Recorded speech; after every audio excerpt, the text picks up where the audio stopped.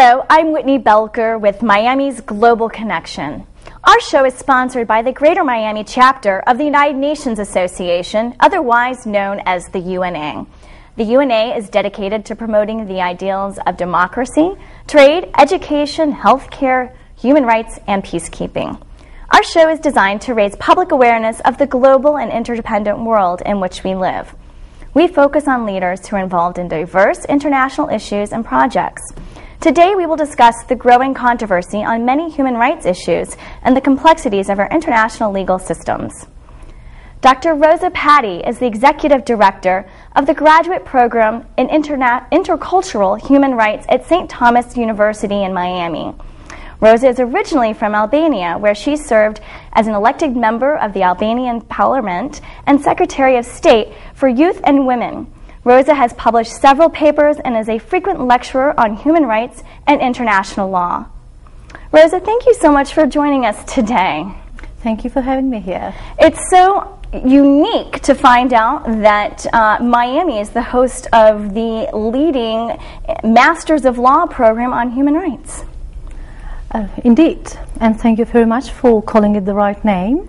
Actually, our program is the leading program in human rights, Master of Laws program in intercultural human rights, and side by side with two other master's programs that exist in the US.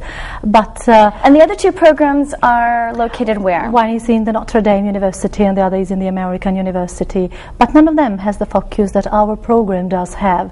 As you rightly noted in the name, it's called intercultural human rights because we do focus in the interaction between cultures. That's why even quite in line with your program as well, Miami's Global Connections. Well, in fact, the United Nations Charter, one of the core focuses of the Charter of the United Nations in terms of promoting democracy and peace is obviously the protection of human rights, which has been a issue we've dealt with for thousands and thousands of years, but it's become very prevalent in the last decade in consideration of a topic that you're very familiar with, and the ethnic cleansing in your former home. Yeah, you are correct in terms of that. The United Nations started dealing with the human rights basically after the Second World War. Though we must say that there were human rights per se originate long ago. So if you go into the ethical moorings of human rights,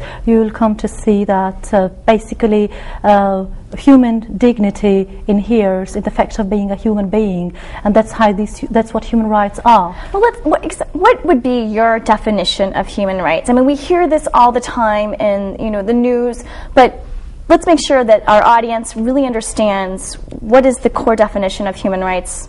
All right, once we speak of human rights, what we mean is basically all the rights that every human being does have because of being a human being. And that's what human rights are all about. And the protection of human rights exactly started into a new international legal order after the World War II, as you know, after the Holocaust, basically coming into existence as a necessity so that the states should refrain from basically violating the human rights of their citizens. And their citizens, and also and all over the world as well. But if you go back to the Second World War in Germany and whatever happened there, the rest of the world little cared about what was going on, and it was time to change this international legal order, and that's how the United Nations came about. I believe we have some slides, perhaps we can pull them up, that gives a little bit of a broader overview of the different theories that are tied to some of the programs that you're addressing in your Masters of Law program, and as well as the Human Rights Network International. For example, the history and foundations of human rights. We have the universality of human rights, international law of human rights, and the international humanitarian law, and systems of human rights protection and human rights education. So what are you doing in the area of human rights education? Basically, this is what our program is doing. We are bringing here students and professors from all around the world to educate our students with the basic concepts of human rights and to educate them, to basically arm them with the right attitude and to fight in this quest for human rights and human dignity. And we believe that dialogue among cultures is much better than any other dialect. I understand you have a variety of different commissioners from the United Nations who come in or guest lecturers at your program.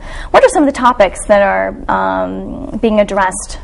Our program is basically dealing with international law of human rights, with humanitarian law, as you're saying, international criminal law, international economic law. Wasn't there a program on terrorism as well, and the human rights issues related to terrorism, which is clearly a hot topic today, given the aftermath of the war, well, the continued war in Iraq and Afghanistan. But right, part of our program is also a course in human rights and terrorism, and as you said, we bring in from the United Nations basically the high-ranked officials and decision makers in the field.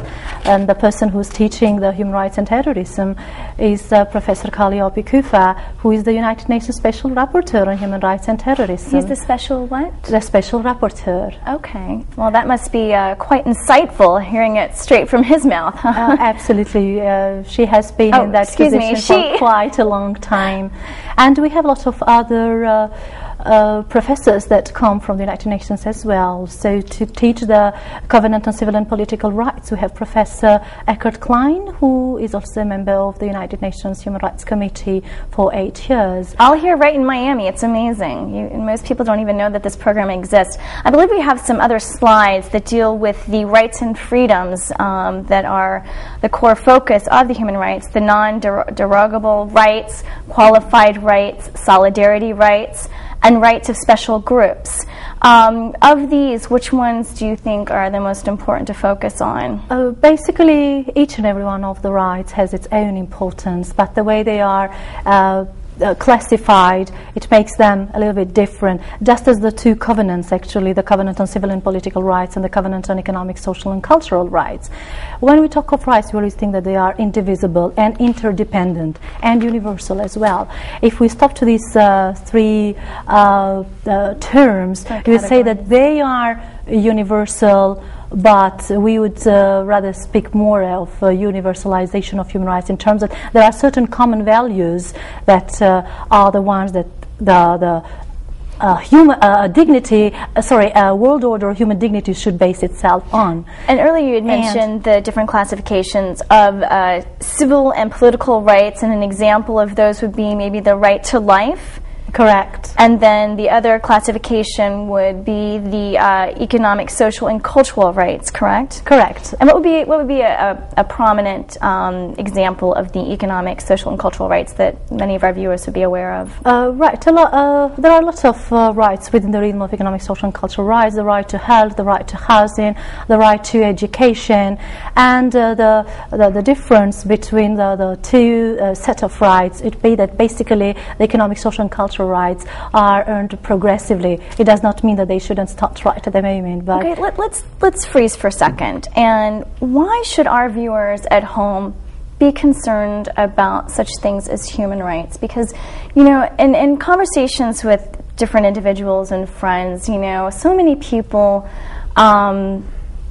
really don't understand why they should care about human rights, where in the United States we enjoy the privilege of many of these rights. This is, you know, the foundation of the United States was built on the civil liberties and the human rights, where we can all, you know, practice our own religion, we have freedom of speech. Why is this important in dealing with other international markets and countries? Definitely, first of all, the public should be educated and they should know what their rights are. And I just taught a course in health and human rights to the health professionals, and you see that a lot of issues in the sphere of international law are not really known. So people should be aware of that. And if why are we interested in the international arena? Then definitely we are. The United States is very much out there with programs and within the United Nations, and also